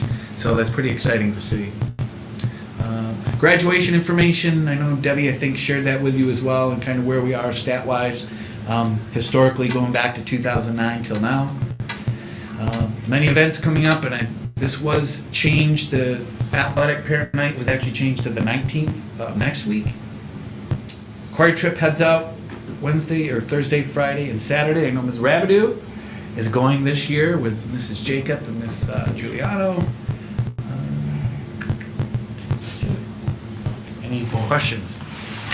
Lots going on. Thank you very much, Tom. We appreciate it. Next up, we'll hear from 12 Corners Middle School, Rob Thomas. Thanks, and good evening again. I would be one of those kids at show and tell that would go on and on and on and on, because there's so much to talk about when I was a student and now when I'm principal. I'm really proud of all the things going on. In the classroom, one of the highlights was an orchestra Skype that we did with French Road in preparation for the strings concert at the high school, which was really an early kickoff to March, which is Music in Our Schools Month. Jenny Mull and the orchestra combined with the French Road people virtually to practice before that concert. After school, our athletic teams, one of them, the girls' basketball team, joined the U of R team in their pregame locker room and on the court to watch Division III game. What a great experience for our young ladies in the basketball program. After school, many clubs, academic-based clubs, are competing around Monroe County. We have the chess team, the Academic Challenge Bowl, and these two fellows won a trophy for our school. A lot of different clubs are doing a lot of different activities. Chinese New Year was in February, and our Chinese club did a lot of daily activities and a little party going into February break. We also, as Tom mentioned, celebrated World Hijab Day, and these are only some of the students who participated as they wore the hijab, got all ready in the morning and throughout the day, staff and students, a great way to recognize part of our community. Our Martin Luther King Jr. Day was celebrated the day after. Students from the Black Student Union, which is a new club at the middle school, celebrated by putting stars up and inspirational quotes in the atrium and ran activities for February, Black History Month. And our Best Buddies program presented at our faculty meeting as a student showcase where students who have a learning disability are paired with students that don't have a disability in a really powerful friendship group. And it's an inclusive, phenomenal program that our students are part of. And it was neat to see them present to our staff. Our PTSA is running strong. We had a great book conversation about these two titles, The Teenage Brain and Untangled, to learn more about that peculiar adolescent science, or the brain science. And I think it was really well received by all the people who attended. And I've got to put a big plug in to Martha Shiramano and the Festival of Ideas as she continues to run. These were the two students who designed the front and the back of the t-shirt, co-winners this year, and with almost 800 students participating on a Saturday. I mean, kids are going to school on Saturday to keep learning because of the program that Martha and so many other people are involved with. I really appreciate that. We hosted learning walks for 8 teachers from around Monroe County. Tom's talked about this program. It's a great sharing of ideas between the teachers, and it gives our students a chance to guide, interact, and develop really good skills working with adults that they don't really know as they show off our school too. And we had about 20 different student volunteers help escort these 8 teachers throughout the day.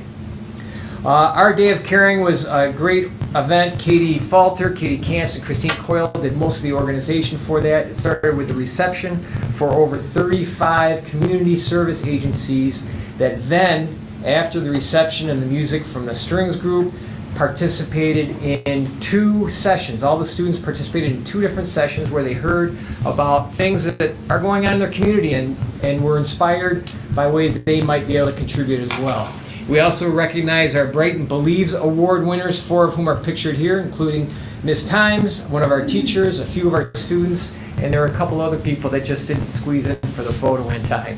But a really great day, and I appreciate all the parent support for that event as well. The Brighton trip to Israel, we just got back after the February break. We only missed 1 day of school because of that wind day, so that was fortunate for us.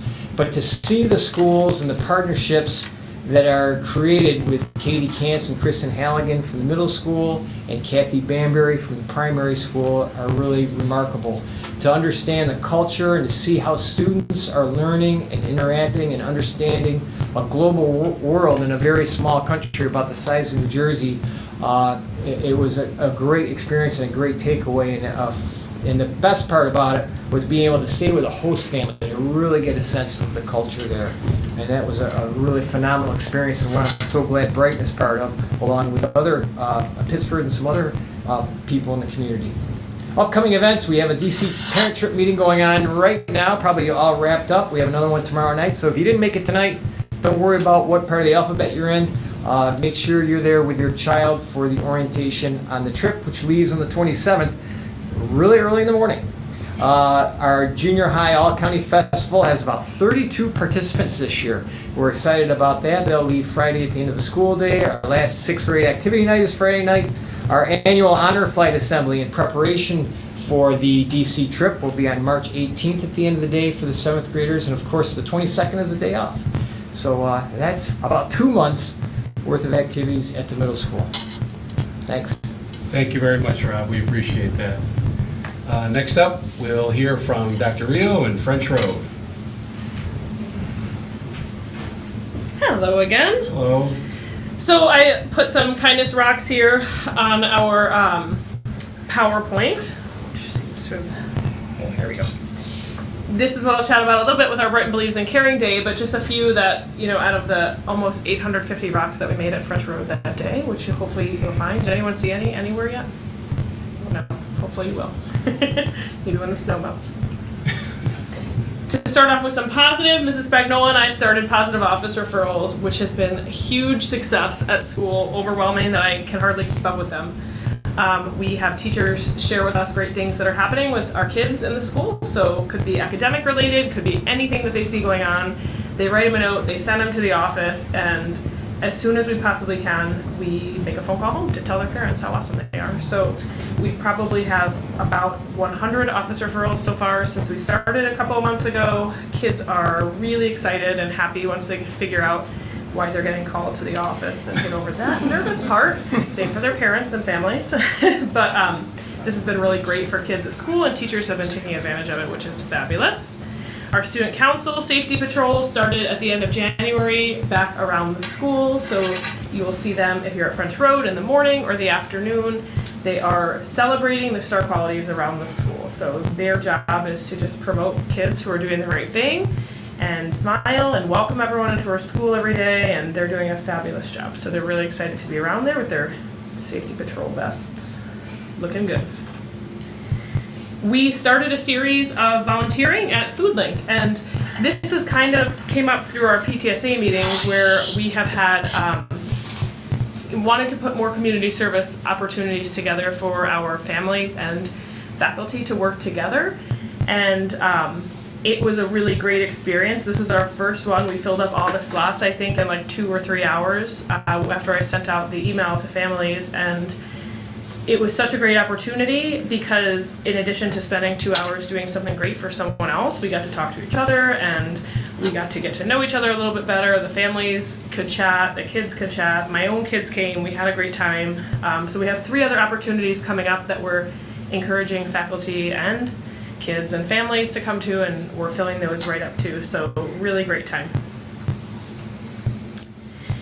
We had a meeting in January for Second Step at Fres. So we had our mental health team put together our PTSA meeting, and we started in the new year, starting every PTSA meeting off with a different musical group. So in this one, we had a string quartet started off our PTSA meeting, and then our mental health team led a restorative circle around Second Step and experiences that parents and families have had within the school around mental health needs, and it was really pretty awesome. Had a lot of excitement with Escape from Mr. Lemoncello's Library. So this book we started this year as a school-wide read. Probably in the early fall, teachers could have started reading it in hopes to finish it up by about January. Very popular book with the kids, and our instructional coaches went into almost all classrooms in the school to do a breakout EDU, which is a really great way for kids to engage in kind of a puzzle solving, or kind of reminds me of like an escape room, where they have to figure out clues to get to the next step to end up, opening this box. And all of the clues that our coaches put together were around Mr. Lemoncello's library. And in that book, there's a lot of puzzles to solve. So it kind of went really nicely. The kids loved it after reading the book. And we're looking forward to next week on Thursday, school-wide movie night on Thursday night, where we will watch Escape from Mr. Lemoncello's library. And then to wrap that up, we got to Skype with the author. So we were unable to get him to visit our school for, he booked up way too far in advance for us to catch him this year, but we thought we would Skype with him. And this went really well once we got our technology working, because we had a writing contest, much like they do in the book, and kids were able to write what they liked best about the book and questions they wanted to ask the author. And our literacy coach and our librarian pulled together 30 kids to come to the library to be part of the Skype, but then we live streamed the Skype to the rest of the school so everyone could watch it in their classrooms. So that was kind of our way of keeping a small Skype to 30 kids like we were supposed to, but sharing it with everybody in the school. And it went pretty well. So Chris Gravenstein is the author. He was awesome. He connected so great with the kids, made them laugh, shared a lot of great things about writing and reading, and it was awesome. Our third grade had a World Cultures Assembly, and we had Dave Rich come, who shared instruments from around the world, sang songs, talked to the kids about the importance of culture and language and music, and got them singing and got them happy and laughing and dancing around, and connected right in line with their World Community Unit at Social Studies. fifth grade students at the end of January finished up their historical fiction unit and looked at the Universal Declaration of Human Rights. And in small groups, one of the culminating projects was to look at different articles of human rights and demonstrate for the class what that looked like when students were, or when it was being upheld and when it was not. And then they followed up with some, in Mrs. Verdonis' class, with some more specific projects around human rights, and kids were able to share something that they were interested in learning more about, and then they shared that with the class as well. We had our Kids Heart Challenge in February, which is use 3 jump rope for heart. You probably know this already and heard it, but it was such a success. All of our kids were included in this. We moved it through the work of our fabulous PE team to the school day, so everybody at French Road for an entire week would be part of the Kids Heart Challenge. And the kids had many different activities they did. This is just a few pictures of different things that they engaged in during that week in PE, but they were really excited, and it still was a great experience, and it was nice to be inclusive of all our kids during the school day. And our Brighton Believes in Caring Day, here are our award recipients. We had a virtual assembly to start off the day in the library that we streamed to classrooms. We had all of our recipients come to the library and we shared a little bit about them.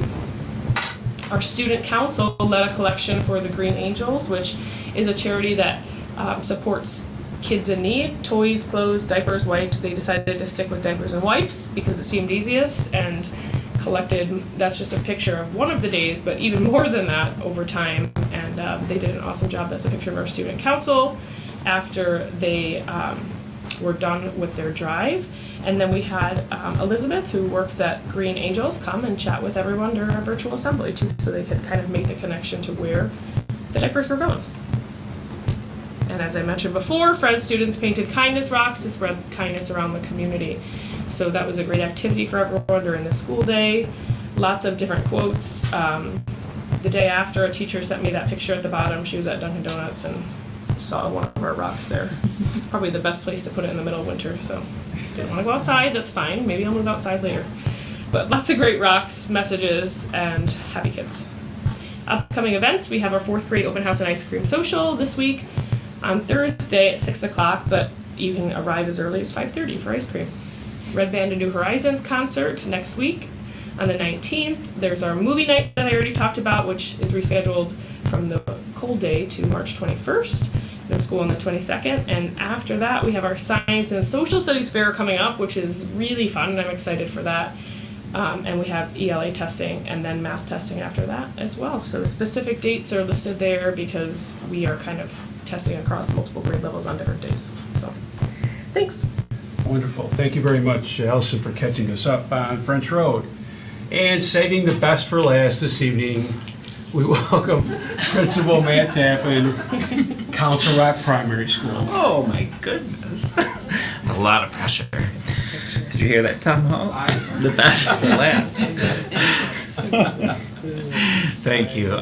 So this actually is because our last presentations were canceled because of weather. So this is a combination. So you may have heard construction has begun at Council Rock. So that's the very sad Rainbow Playground, one of the saddest moments of all of the days. Within 2 days it was just demolished.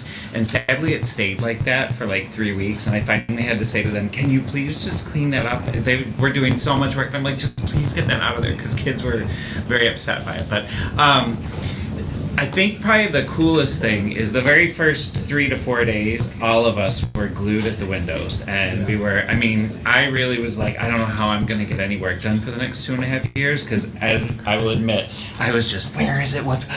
And it has, the teachers have really embraced, so this is a really good looking point. It's at one of the corners, and this is off where they're doing a ton of work and setting things up. And teachers bring kids there to just look for a few minutes throughout the day and observe, and then head back to their classrooms. But it has, it's good because we have 2 years left of this, but it's become pretty now just the backdrop. I remember actually Debbie Baker was sitting with me, and I had my back to my window, and she was like, "Whoa, what's going on?" I turned around and I said, "Oh, just an excavator. It's moving dirt. We're good. But when you're there every day, it just kind of becomes, until they bring in a new piece of equipment or a new, I don't know, something. It's pretty much just become the way that we live. And again, the construction managers and everybody has done a fantastic job of keeping, the distractions to a minimum and, really, so we're off to a great start. So thanks. You're going to have to keep an eye on Dr. Baker because she is a heavy equipment operator. Oh, I know, and she was videotaping for her grandchildren, so it was great. Miss Flanagan's kindergartners hosted a sing-along and a food collection, and all the food went to the Brighton Food Cupboard, so it was a great time celebrating with families. We had a visit from the Nighthawks, and it was for our first and second graders, their program called Be a Healthy Hawk, that also went along with Heart Healthy February month. And they just talked about how to make healthy choices, and it was sponsored by our wellness team. So our PTSA does an incredible event called Super Bowl Monday, and they put out that entire line of crock pots filled with delicious soups the day after the Super Bowl so that we don't have to pack a lunch because we've all been up late watching the Super Bowl. Bread, desserts, it's the most amazing thing, and they need so much. We want to provide them with so many kudos. They even have a place you can sign up for the recipes if you loved the homemade soup. So thanks to the PTSA for providing that for us. Allison talked about Breakout EDU. I talked about it a little bit with our students. I actually introduced it to our staff at our staff meeting in February, along with our building goal of learning playfully. And this was, all of the groups did break out. It is amazing. If you ever want to see the true colors of people, put them in a competitive situation where they have to compete to break out, because they had to bring me something. I almost got knocked over by the people who were bringing me there. We broke out first. No, we were first. So it was really fun, and I think they enjoyed it. And we have 6 kits that we've purchased at Council Rock to be used in classrooms with the locks and all of the different things. And it's a really great way to engage kids in a different way, as Allison said. So it was really fun. So we also participated in the library, Mrs. Motzkovich's. So the Caldecott Awards were chosen last month, and we did the Council Rock Decott Awards. So 599 votes were counted for the Council Rock Decotts, and our winner was Baby Monkey Private Eye. The winner of the actual Caldecott was Hello Lighthouse, but an honorable mention, which we are now connected to, is Grace Lynn's book, A Big Mooncake for Little Star, and she shared that when she was here. So she was an honorable mention Silver Award winner in the Caldecott, so congratulations to her. And our kids were super excited. That did come in like 3rd place in our Council Rock Decott. So thanks to Mrs. Motzkovichis for running such a great thing that teaches our kids about the Caldecotts, but also just gives them exposure to all kinds of great literature. So, in-depth study of penguins, as we've kind of gone into the eternal non-thaw here in Western New York. So all different kinds of penguin studies, research, especially at 1st grade. We had Valentine's Day, 100th Day, and Winter Oh My, that seemed to be the celebrations of February. And then we also celebrated Brighton Believes Day.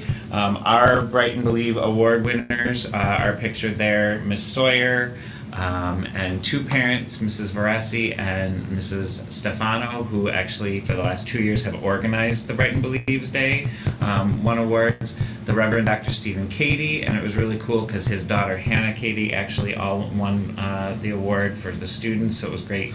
The whole family was there celebrating, and Braden Garofalo, who has organized a pretty huge fundraiser for cancer along with his father outside in the community. So within our classrooms, each classroom got to participate in at least one. Some did multiple projects.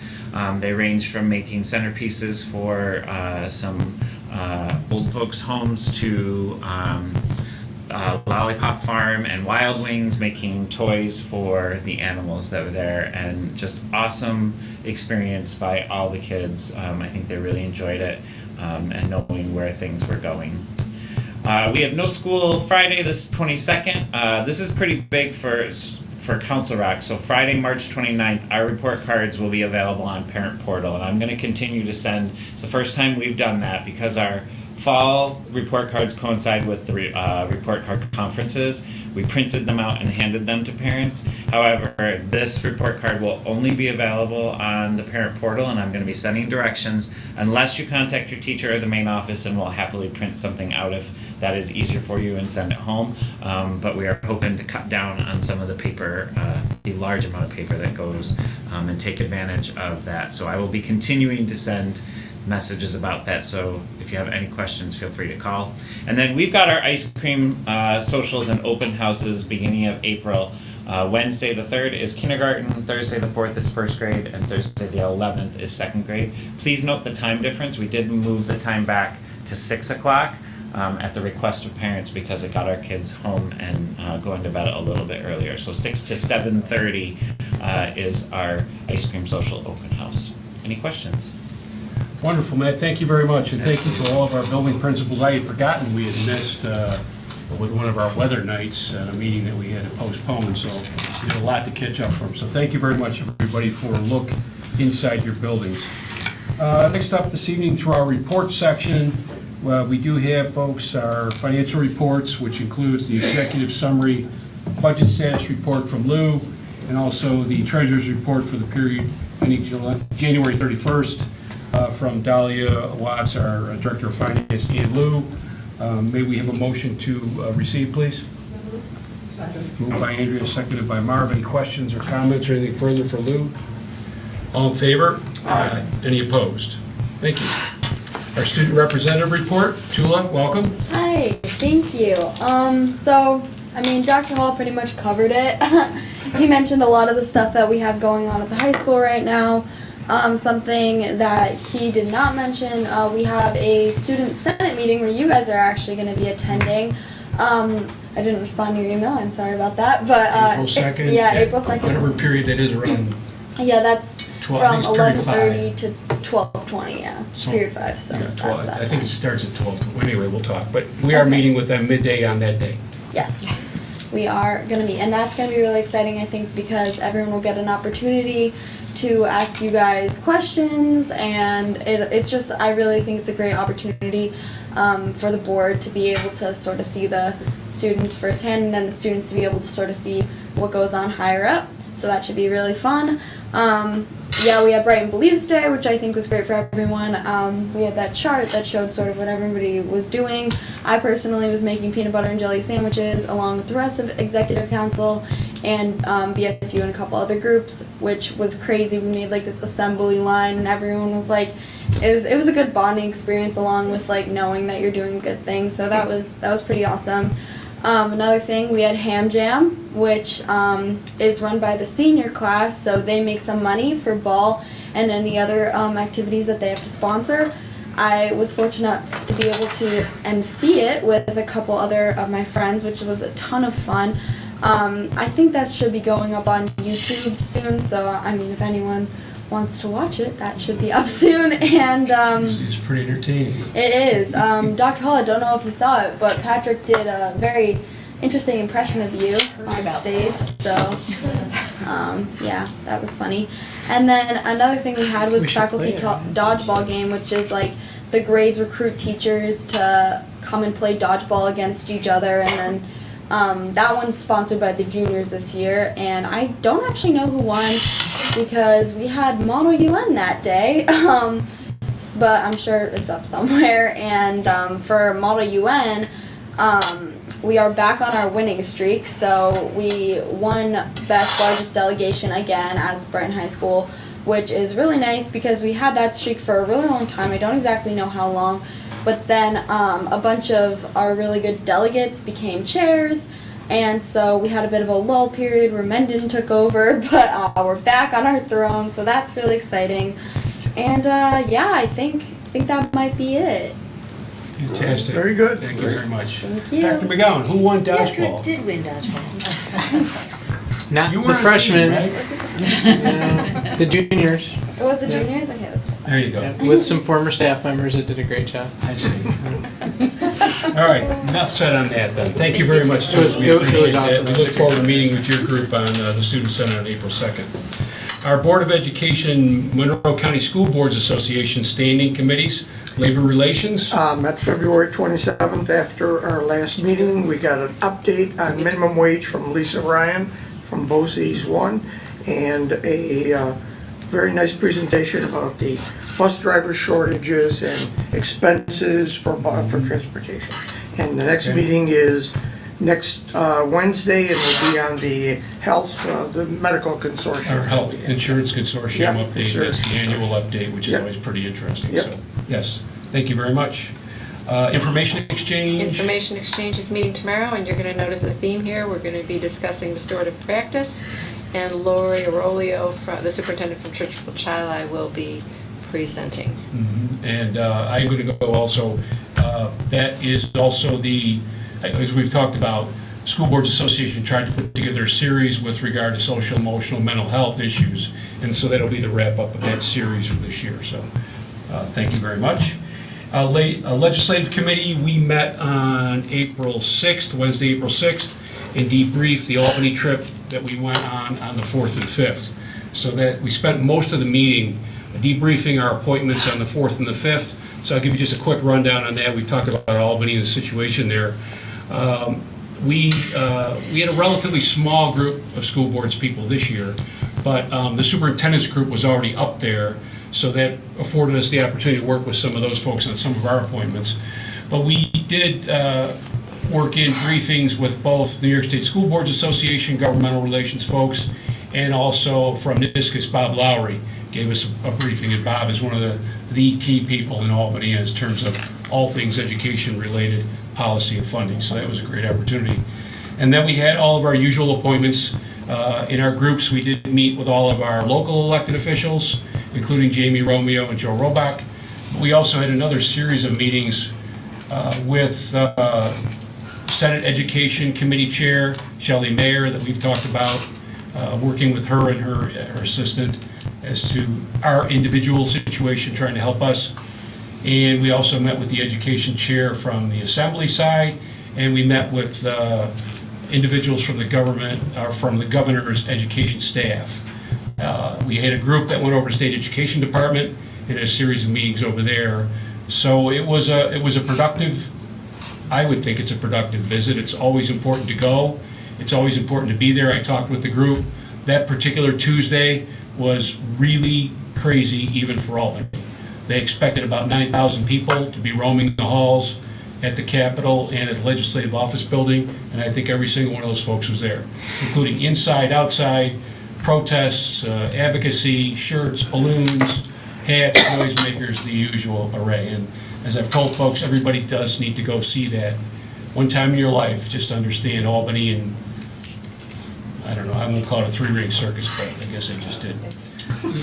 So that was Legislative Committee. We also did talk about at Legislative Committee some of our efforts moving forward with the Assembly, the Senate, and the Governor with regard to the potential permanent property tax cap. Now, the Governor is insisting he won't sign a budget without that tax cap made permanent, exactly as it exists, no changes.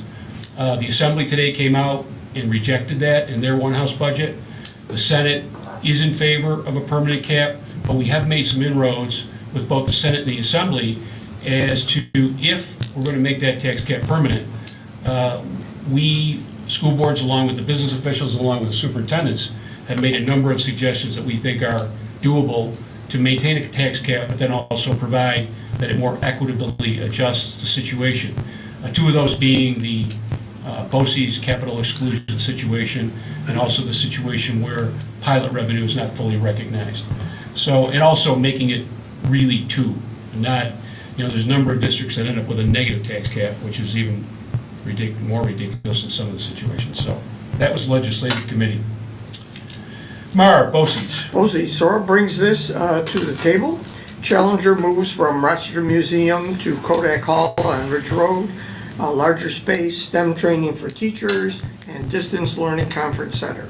Regional Skills USA was held, 59 EMCC students competed, and 16 came in the top 3 places, 11 students came in first.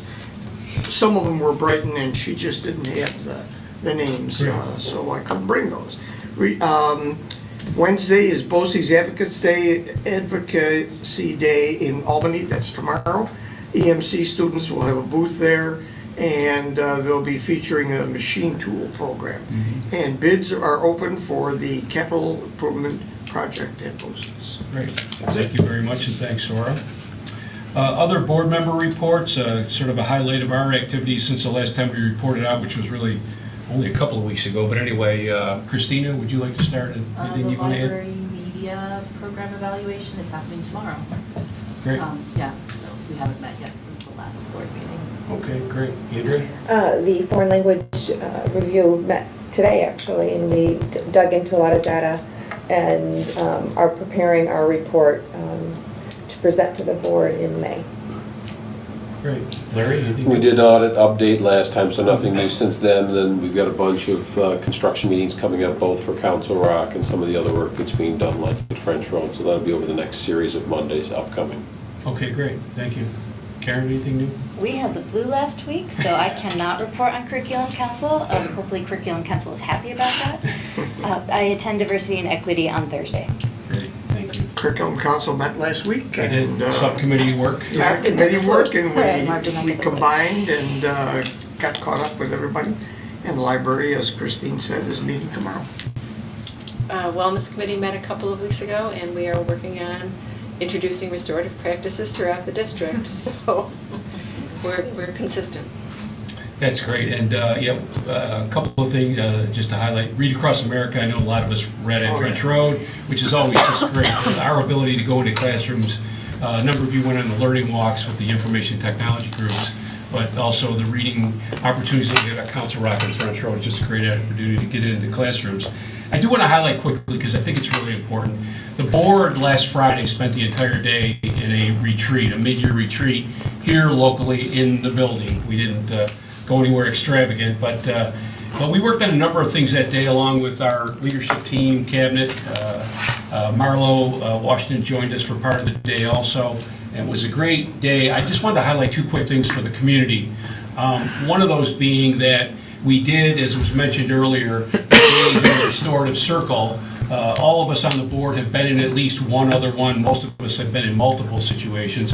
And that was a great session because it was a training session, I would say, on the restorative practice of using the circle, but it also was a great opportunity for us as a team to work together in a number of ways. And I know we all felt that it was very eye-opening and fulfilling and really a strong bonding experience for us as a group to discuss a number of things. But the other piece that I wanted to highlight, and I know you all agree, we spent quite a bit of time in the afternoon receiving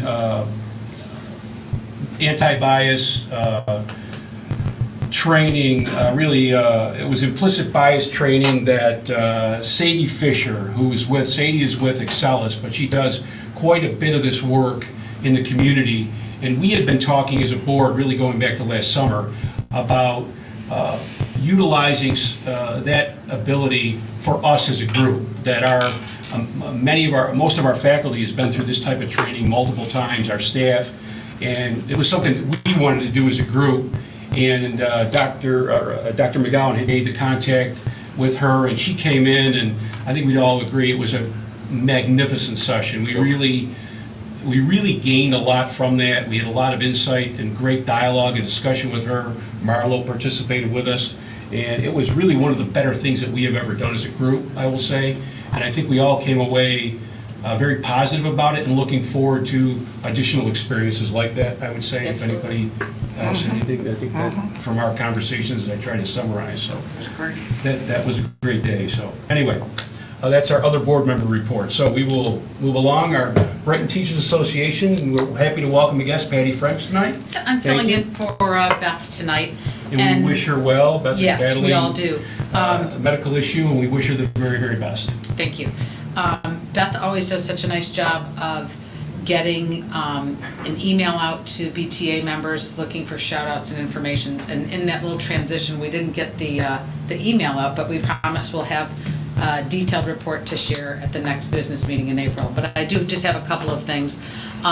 The principals, this is interesting sitting here tonight because the principals do such a nice job of showcasing what's happening in all of the buildings. And there really is so much extraordinary work going on. I feel really proud sitting here looking at that, knowing that my colleagues have worked very hard on a lot of those projects. At this time of year, we start thinking we're getting ready for the tail end of the year, finishing the year up, but it's also starting that planning session for next year. So teachers are doing those two things, trying to get to the end of the year, but in the same time make plans for next year. And that takes a lot of time and energy as well.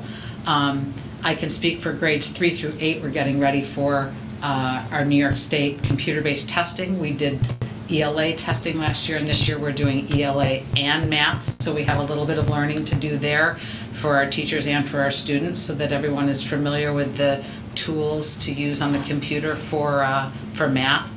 And then the BTA, we have a little service project that we're doing right now. You might remember Libby Jackals, a retired teacher at Council Rock. Well, Libby does quite a bit of professional development, especially in the areas of like the 6+1 traits of writing, and she goes all over the world, literally, providing professional development. One of the places that she's been is the island of Saipan, and the island of Saipan had a super tsunami in October, and the island was really quite devastated, and one school that Libby had done quite a bit of work at was especially devastated. So we have a little service project going with the BTA members where we're collecting school supplies that we're going to be sending over to that school in Saipan. So we thank Libby for making us aware of it, and it seems like everybody's off and running, so we hope to get those items in the mail in the next couple of weeks. And that's the other piece. It's just so expensive to get things there, so we're working on that too. But we'll have a detailed report in April, so thank you. Thank you very much, Patty. We appreciate it. And also another guest tonight, we welcome Heather to give us the PTSA report. Thank you. Thank you. Filling in for Leslie Seltzer. As you might expect, Brighton Believes Day of Caring dominated the PTSA's volunteering efforts the past couple of weeks. At the high school, for Brighton Believes Day, over 20 parents volunteered helping students in classrooms creating and then sorting and packing an amazing array of projects to benefit the community. And you heard about some of them from Dr. Hall, including fleece blankets, no-slip socks, dog and cat toys, sandwiches, Make-A-Wish cards, and letters to military overseas. The PTSA's Special Education Committee will be holding its meeting with the principal on March 19th, and the topic will be navigating college choices for atypical students. The high school PTSA is actively involved in many events coming up toward the end of the year: Springfest, Bash, the senior bus trip, and Mr. Quinlisk's reading luncheon. At the middle school, for Brighton Believes Day, the PTSA and TCMS hosted 50 speakers from nonprofit agencies. The PTSA hosted a brief reception for them where the speakers enjoyed pies from Special Touch Bakery and coffee from Brighten Your Day Coffee Cart. They were given thank you bags created by the PTSA. The middle school, we held the book fair over 4 days last week, including 2 nights that coincided with concerts. It was well attended and everyone liked the new vendor Follett. Let's see, the PTSA hosted its grade 7 activity night on March 1st. Those continue to be well attended. 172 students came. And grade 6 activity night will be on March 15th. The next TCMS PTSA meeting with the principal will be on April 24th, and there will be 2 topics: vaping and screen time for your middle schoolers. At French Road, Brighton Believes Day involved the students making the kindness rocks that you saw in Dr. Rio's presentation. Apparently every single student made one. The PTSA was on hand to help the kids Mod Podge them to make them coated and permanent. The Frez PTSA hosted its first ice cream social for the 3rd and half of 4th grade classes before open house. Unfortunately, that was cut short by the fire alarm going off. Families still loved the event and gave great feedback.